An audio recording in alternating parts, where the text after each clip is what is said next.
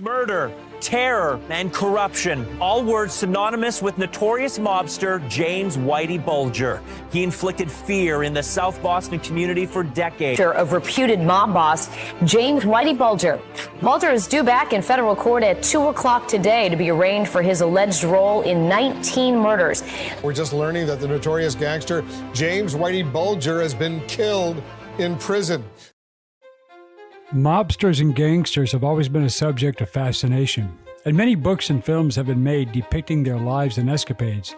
Classic depictions such as the Godfather series, Scarface, The Sopranos, Casino, and Goodfellas are established icons in the social fabric. The career of Whitey Bulger was less known than more popular gangsters in history such as Al Capone and the heads of the 5 Sicilian mafia families, Bonanno, Colombo, Gambino, Genovese, and Lucchese.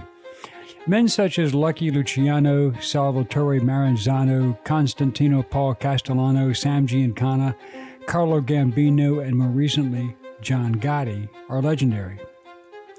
Who was Whitey Bulger? What was his role in organized crime? What did he do as a mobster? What happened to him? Hello, I'm Colin Heaton, former history professor, Army and Marine Corps veteran, and welcome to this episode of Forgotten History.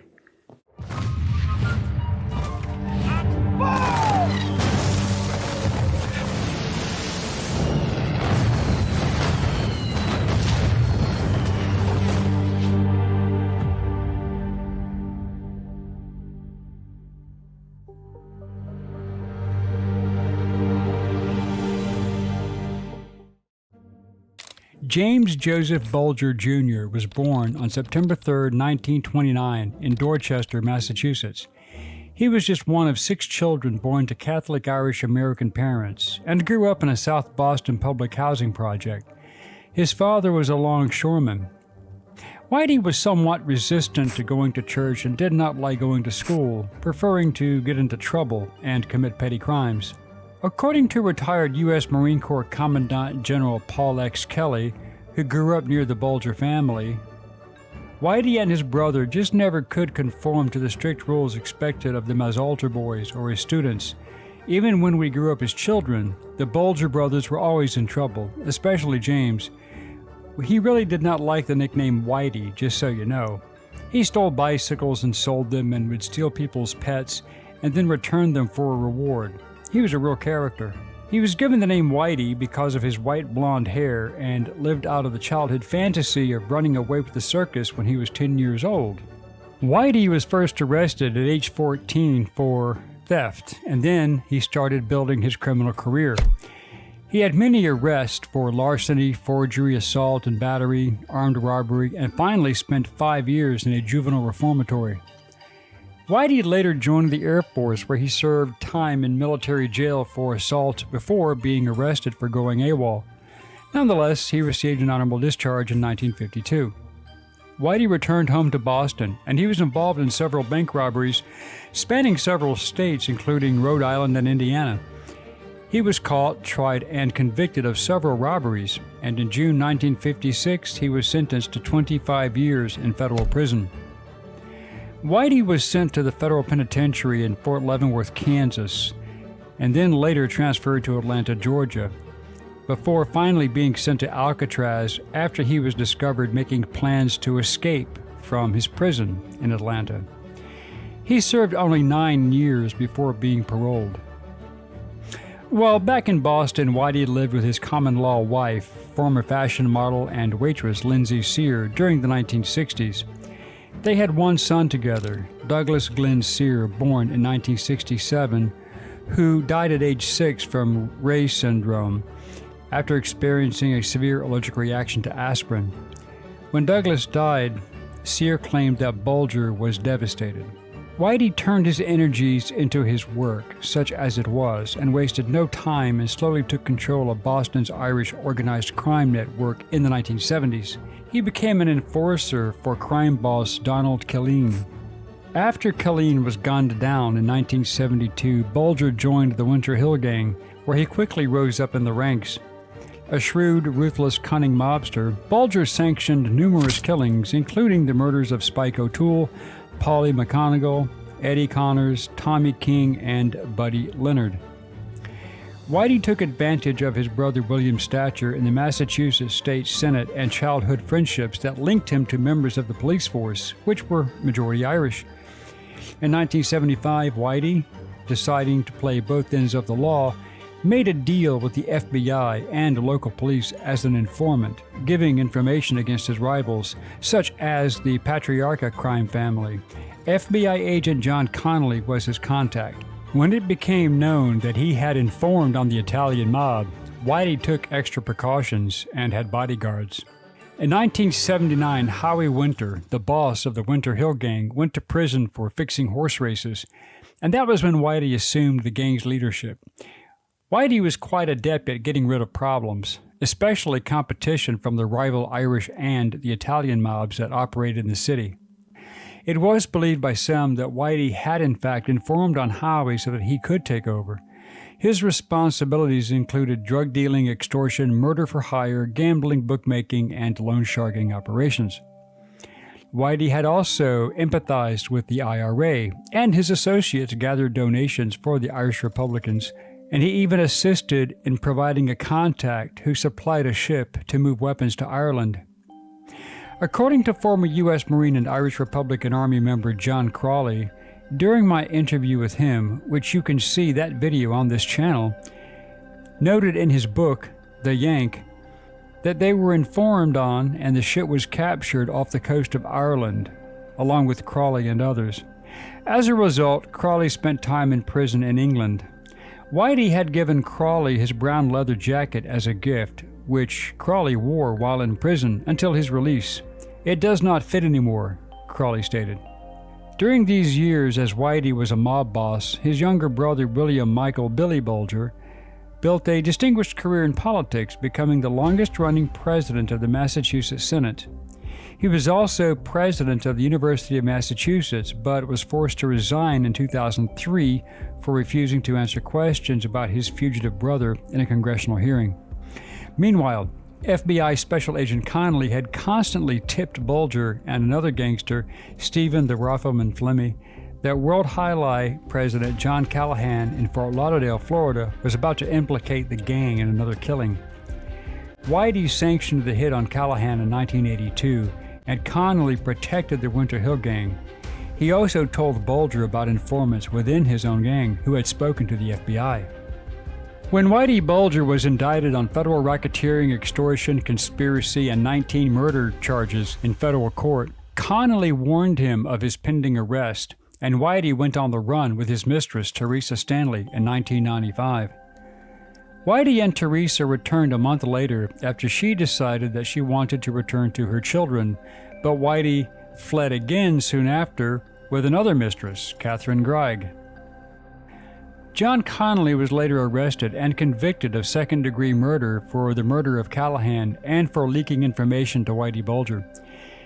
In 1999, Whitey was placed on the FBI's 10 most wanted fugitives list, being designated the Bureau's second most wanted man, behind Osama bin Laden. A $1 million reward was issued for providing any information leading directly to his arrest. Whitey remained in hiding until 2011, when he was captured living in Santa Monica, California with Greig at age 81 after more than 16 years on the run. According to the report, a tipster had notified the FBI that the 81-year-old fugitive and Greig had been living in a rent-controlled apartment as retirees. The FBI had the building manager lure Bulger to the garage of the apartment by telling him the lock on his storage locker was broken. In the garage, Bulger was surrounded by FBI agents and local police officers. He initially insisted he was his alias, Charlie Gasco, according to FBI Special Agent Scott Garriola, until he eventually admitted, "You know who I am. I'm Whitey Bulger." While searching the apartment, law enforcement found 30 guns, more than $822,000 in cash, knives, and ammunition, much of which was hidden in the walls. Greig was caught in March 2012 and pleaded guilty to conspiracy to harbor a fugitive, conspiracy to commit identity fraud, and identity fraud.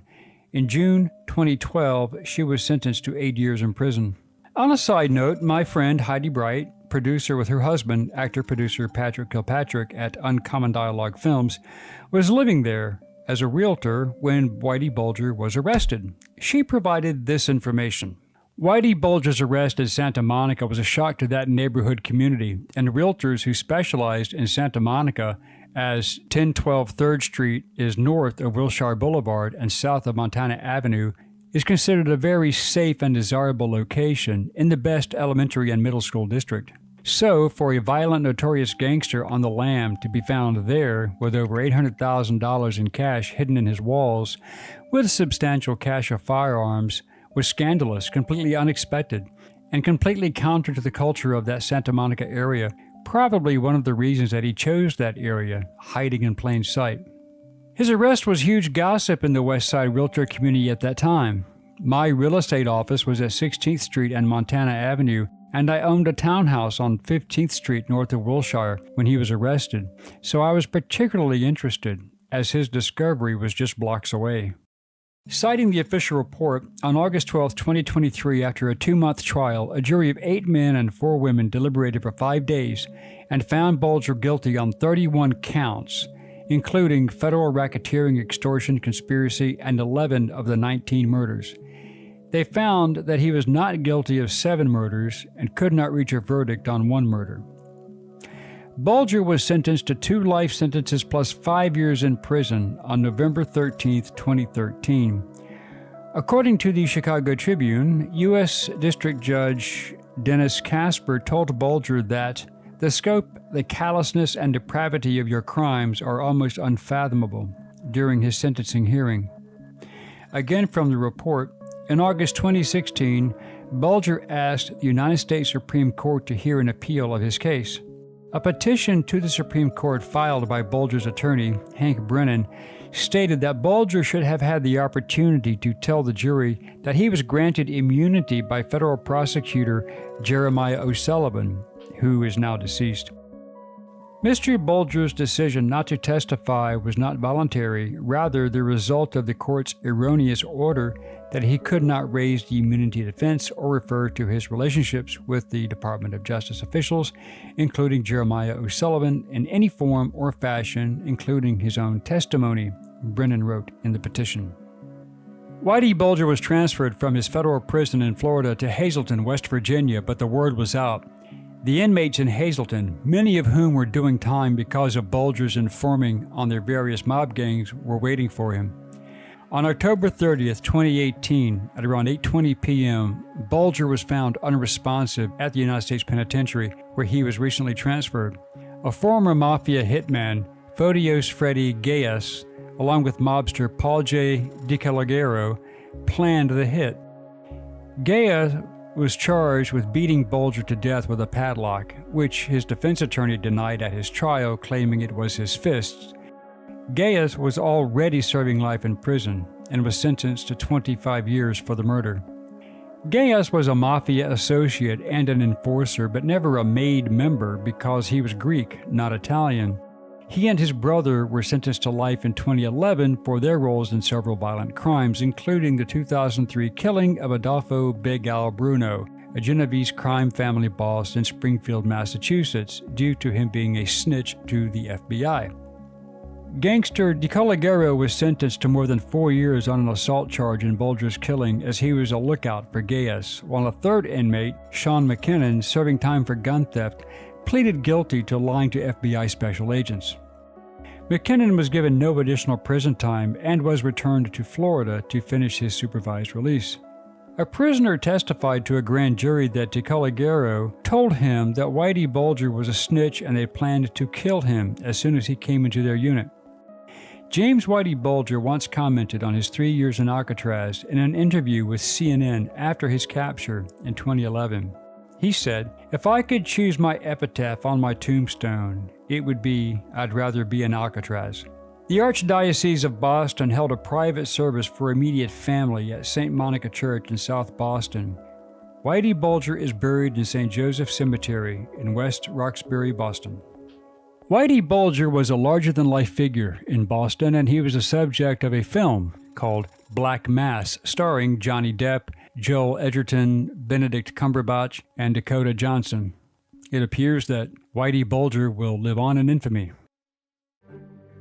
Thank you for watching this episode of Forgotten History. If you liked what you saw, please click like, share, and subscribe. And if you would like to assist with the ever-increasing cost of production, please consider becoming a channel member and joining our Patreon page.